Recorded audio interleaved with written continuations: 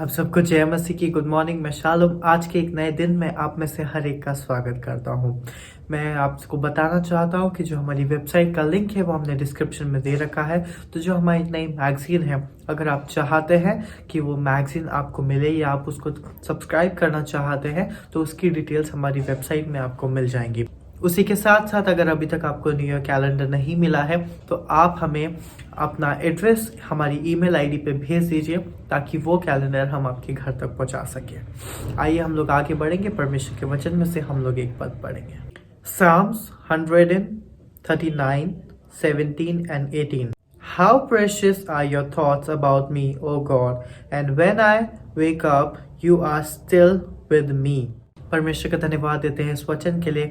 इस वचन में भजनकार हमें ये बताता है कि परमेश्वर तेरी योजनाएं और जो तेरी सोच है, जो तू मेरे बारे में हर समय सोचता है कि जब मैं सोता हूँ और जब मैं उठता भी हूँ तब भी हर सुबह तू मेरे साथ होता है। तो कितनी ही खूब बात है कि परमेश्वर हर समय हमारा ध्यान रखता है, हमारे बारे में चिंता करता है, हमारे बारे में सोचता है। क्योंकि बाइबल बताती है कि हमारा परमेश्वर ना तो ऊँगता है ना तो वो सोता है, पर हर समय उसकी नज़र हमारे पे लगी रहती है। तो परमेश्वर हमसे इतना प्रेम करता है, तो जब हम हर सुबह उठें हम उसको परमेश्वर को धन्यवाद दें कि वो हमें हर समय संभाले रखता है। तो आइए हम लोग आगे बढ़ेंगे, सुनेंगे उस गीत को, उसके बाद बढ़ेंगे हमारे मेन वचन में।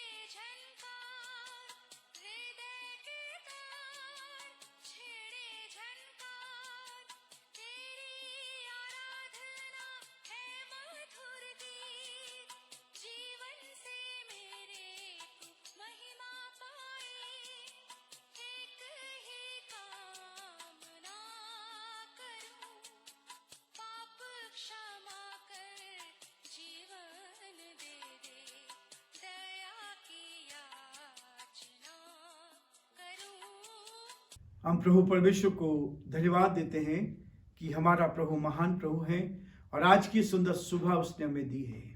आज की सुबह की शुरुआत परमेश्वर के जीवित वचन से। ये वचन हमें हर रोज प्रेरित करता है।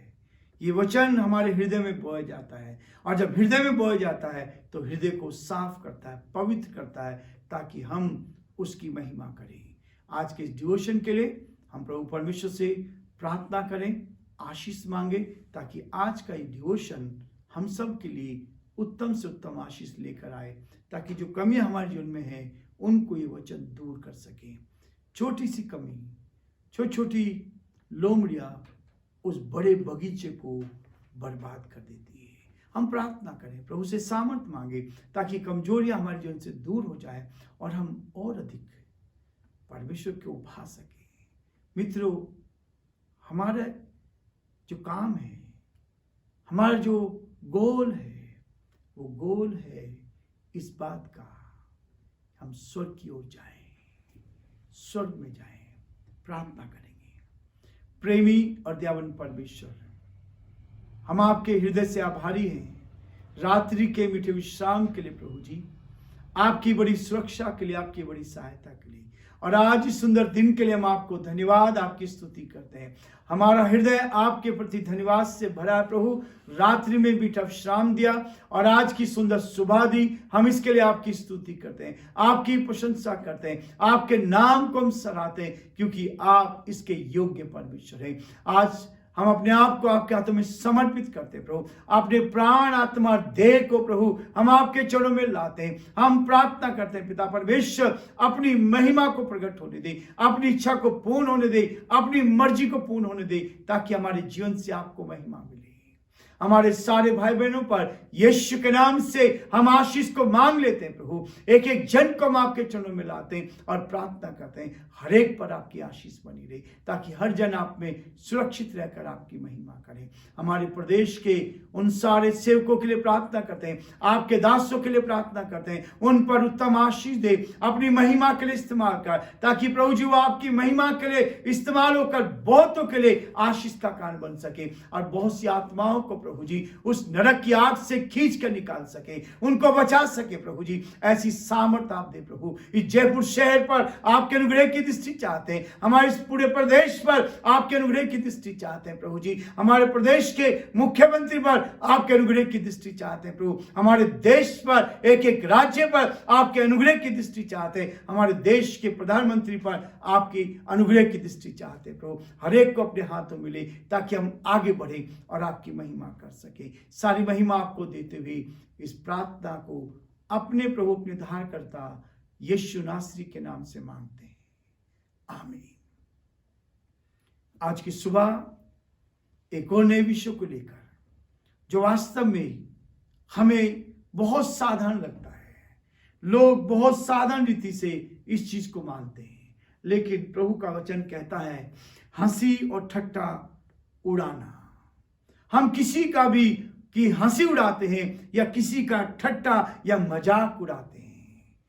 इसके लिए परमेश्वर का वचन क्या कहता है, आज हम उसको देखें। प्रियो, ये बहुत साधारण चीजें हैं। हम किसी का भी मजाक उड़ा सकते हैं, हम किसी का भी ठट्टा कर सकते हैं, लेकिन ये परमेश्वर का वचन क्या कहता है, इसके लिए पहले से भविष्यवाणी की गई थी। यीशु मसीह के लिए बताया गया था कि वो दुख उठाएगा, उसके लिए भविष्यवाणी हुई थी। इसलिए भजन संहिता उसका 22 अध्याय और उसके 6, 7 और 8 पद को मैं आपके सामने पढ़ूंगा। भजन संहिता उसका 22 अध्याय 6 पद में लिखा है, परंतु मैं तो कीड़ा हूं, मनुष्य नहीं, मनुष्यों में मेरी नाम धराई है और लोगों में मेरा अपमान होता है। वे सब जो मुझे देखते हैं मेरा ठट्टा करते हैं और होंठ पिचकाते और ये कहते हुए सिर हिलाते हैं, अपने को यहोवा के वश में कर दे, वही उसको छुड़ाए, वह उसको उबारे, क्योंकि वह उससे प्रसन्न है। परमेश्वर अपने इस जीवित और सच्चे वचन के पढ़े और सुने जाने पर आशीष दे, आमीन। परमेश्वर का वचन, ये भविष्यवाणी की गई थी, परंतु मैं तो कीड़ा हूं, मनुष्य नहीं। जब हम अपने आप को दीन कर लेते हैं, हमें तो कीड़ा हूं, लोगों ने मजाक उड़ाया, मेरा ठट्टा करते थे, होंठ पिचकाते और ये कहते हुए सिर हिलाते थे। ये वास्तव में परमेश्वर के लोगों के लिए हंसी मजाक करना भी अच्छा नहीं है। इसलिए यशायाह नबी ने भी इसके बारे में बहुत स्पष्ट कहा है। यशायाह नबी एक बात स्पष्ट कहता है, यशायाह उसका 53 अध्याय और उसके 3 पद में लिखा, देखिए, वह तुच्छ जाना जाता और मनुष्यों का त्यागा हुआ था, वह दुखी पुरुष था, रोग से उसकी जान पहचान थी और लोग उससे मुंह फेर लेते थे। वह तुच्छ जाना गया और हमने उसका मूल्य ना जाना। वो तुच्छ जाना गया, वो दीन था, रोग से उसकी जान पहचान थी, वो दुखी पुरुष था। प्रभु यीशु मसीह के बारे में बहुत स्पष्ट भविष्यवाणी की गई है और यही है, यीशु मसीह ने इसको सहा, यीशु मसीह ने इसको सहा। प्रियो, ये भविष्यवाणी है। लोगों ने उसका मजाक उड़ाया, ठट्ठा उड़ाया, उसका मजाक में उसको उड़ाया, लेकिन वो परमेश्वर का चुना हुआ था। इसके कारण संत ये सहते हैं। जो संत होते हैं, जो प्रभु के लोग हैं, जो विश्वासी है, जो सत्य पर चलते हैं, वो सहते हैं। परमेश्वर के संतान होने के कारण आपके ऊपर ये समस्या आएगी। लोग आपका मजाक उड़ाएंगे, लोग आपका ठट्ठा करेंगे। यदि आप परमेश्वर की संतान हैं, यदि आप वास्तव में प्रभु से प्यार करते हैं और आप प्रभु के हैं, तो आपका मजाक उड़ाया जाएगा। लोग आपका हंसी ठट्ठा उड़ाएंगे। जो सेवा आप कर रहे हैं, उस सेवा का मजाक उड़ाएंगे। जो आप लोगों की मदद करते हैं, उसका ठट्ठा मजाक उड़ाएंगे। लोग आपको नहीं पहचान पाएंगे। लोग अपने आप को देखते हैं, वो हठ धर्मी करके अपने आप को हठ धर्मी में लेके जाते हैं। लेकिन उत्पत्ति उसका 21 अध्याय में बहुत अच्छा वर्णन दिया गया है। उत्पत्ति उसका 21 अध्याय और उसके 9 पद में बहुत स्पष्ट है और दोनों साइड इस बात को बताया गया, नए नियम में भी और पुराने नियम में भी इसको स्पष्ट तरीके से बताया गया। 21 अध्याय का उसका 9 पद में ऐसा कहता है, तब सारा को मिस्री हाजिरा के पुत्र जो अब्राहम से उत्पन्न हुआ था हंसी करता हुआ दिखाई पड़ा। हंसी करता हुआ दिखाई पड़ा। हम जानते हैं अब्राहम की पत्नी सारा, उसने अपने जीवन में बहुत सारी ऐसी बातें की थी। परमेश्वर ने जो प्रतिज्ञा उनको दी थी कि मैं तुम्हें संतान दूंगा, लेकिन 12 साल तक उब जाने के बाद, 12 साल तक इंतजार करने के बाद सारा का धैर्य टूट जाता है। और वो धैर्य टूटने के बाद वो क्या कहती है? उसने क्या किया? अब्राहम से कहा, परमेश्वर तो डिले कर रहा है, लेकिन परमेश्वर की योजना है कि तू मेरी दासी के साथ शादी कर ले। और अब्राहम भी मान गया। उसने हाजिरा से शादी की और उसके पुत्र हुआ, उसका पुत्र हुआ। लेकिन वही पुत्र क्या करता था? हाजिरा का पुत्र जो अब्राहम से उत्पन्न हुआ था हंसी करता हुआ दिखाई पड़ा। इस कारण उसने अब्राहम से कहा, इस दासी को पुत्र सहित निकाल दे। हंसी ठट्ठा करने वाले दुख भोगते हैं। हंसी ठट्ठा करने वाले उस दुख भोग में शामिल हो जाते हैं। और यही चीज है जो कई बार हमारे आत्मिक जीवन को भी गिरा देती। बोला मैं तो मजाक कर रहा था।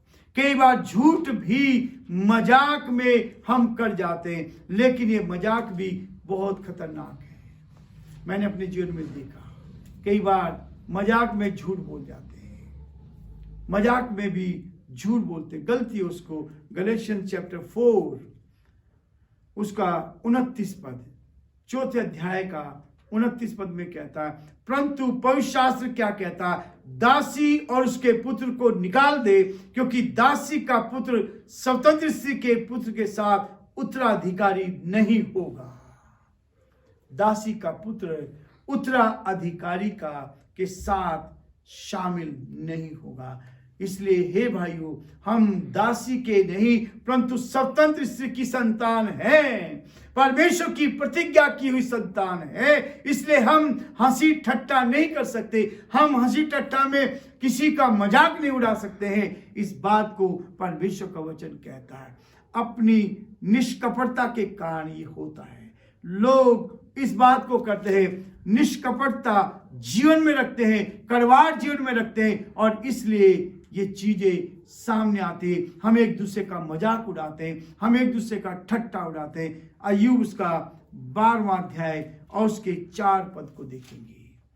अय्यूब उसका 12 अध्याय और उसके 4 पद में भी यहां पर प्रभु का दास कहता है, मैं परमेश्वर से प्रार्थना करता था और वह मेरी सुन लिया करता था, परंतु अब मेरे मित्र तुझ पर हंसते हैं, जो धर्मी और खरा मनुष्य है वह हंसी का कारण हो गया है। जो धर्मी होता है, जो परमेश्वर के साथ चलने की कोशिश करता है, लोग उसका मजाक उड़ाते हैं, लोग उसके विरोध में काम करते हैं, लोग उसके विरोध में हो जाते हैं। यह है शैतान का काम। हम दिखने में तो परमेश्वर की वाणी बोल रहे हैं, हम दिखने में तो, लेकिन अंदर तो कड़वाहट है। कौन व्यक्ति ऐसा हो सकता है? कौन व्यक्ति ऐसा हो सकता है जो संदेश भी दे रहा है और एक दूसरे से प्यार नहीं करता? ऐसा हो नहीं सकता। परमेश्वर के वचन में ऐसा कहीं नहीं लिखा है। वो कहता है प्रेम सब कुछ सह लेता है, प्रेम सब कुछ सह लेता है। यहां बहुत स्पष्ट कहता है, अय्यूब उसका 12 अध्याय 4 पद में, मैं परमेश्वर से प्रार्थना करता था, वह मेरी सुन लिया करता था, परंतु अब मेरे मित्र मुझ पर हंसते हैं। जो धर्मी और खरा मनुष्य है वह हंसी का कारण हो जाता है। लोग मजाक उड़ाते, वाह, लोग मजाक उड़ाते हैं, हंसी ठट्टा करते हैं, लेकिन उसकी होती है जो वास्तव में प्रभु के साथ चलता है। अपने विश्वास के कारण, अपने विश्वास के कारण, आपका जो विश्वास है उसके कारण लोग आपकी मजाक उड़ाने के लिए तैयार होंगे। लोग आपके विरोध में बहुत कुछ करने की कोशिश करेंगे। इब्रानियों उसका 11वां अध्याय निकालेंगे। इब्रानियों उसका 11 अध्याय और उसके 36 पद को पढ़ेंगे, 36 को। कई एक ठट्टों में उड़ाए जाने और कोड़े खाने, वरन बांधे जाने और कैद में पड़ने के द्वारा परखे गए। कई एक को परख है जी। लोग ठट्टा उड़ाएंगे, आपका मजाक उड़ाएंगे, लेकिन आप परखे जा रहे हैं। लोग बंदी गृह में डाल देंगे, कैद में डाल देंगे, वो आपका परखा जाना है। लोग आपको बांध देंगे। प्रियो, एक ठट्टा उड़ाना भी, यदि आप किसी का मजाक उड़ा रहे हैं प्रभु के दास और दासी का, तो इसका मतलब है कि आप परखे जा रहे हैं। परमेश्वर आपको परख रहा है। परमेश्वर आपको उसमें से आगे बढ़ाकर अपनी महिमा लेना चाह रहा है। परमेश्वर का वचन विश्वसनीय है, परमेश्वर का वचन विश्वास के योग्य है। इस कारण से लोग कई बार परमेश्वर के वचन से अलग हो जाते हैं, परमेश्वर के वचन से अलग हो जाते हैं और वो लोग का मजाक उड़ाना शुरू कर देते हैं। परमेश्वर के भवन के धुन के कारण लोग आपका मजाक उड़ाएंगे। जब परमेश्वर की धुन आपके अंदर हो जाएगी, तब परमेश्वर के साथ आपका रिश्ता बनेगा। तब आप क्या करेंगे? लोग आपका मजाक उड़ाएंगे, आपको ठट्टों में उड़ाने लगेंगे, आपको ठट्टों में उड़ाने लगेंगे। इसीलिए परमेश्वर का वचन भी आपको और मुझे प्रेरित करता है। इस बात के लिए नेहमाया उसका 2 अध्याय और उसके 19 पद को देखेंगे। नेहमाया 2 अध्याय और उसका 19 पद। यह सुनकर होरोनी, समलत और तोबिया नामक कर्मचारी जो अमोनी था और गेशेम नाम एक अरबी हमें ठट्टों में उड़ाने लगे और हमें तुच्छ जानकर कहने लगे, यह तुम क्या करते हो? क्या तुम राजा के विरुद्ध बलवा करोगे? ठट्टा करने लगे। जब वो यरूशलेम की शहरपनाह को बना रहे थे, जब वो परमेश्वर के मंदिर को बना रहे थे, जब वो परमेश्वर के इस घर की को साफ सुथरा रख रहे थे, तब लोगों ने उनका ठट्ठों में उनको उड़ाया। जब आपको परमेश्वर के वचन की धुन होगी, जब आप सच्चाई पे चलेंगे, जब आप परमेश्वर के साथ चलेंगे, लोग आपको ठट्ठों में उड़ाएंगे।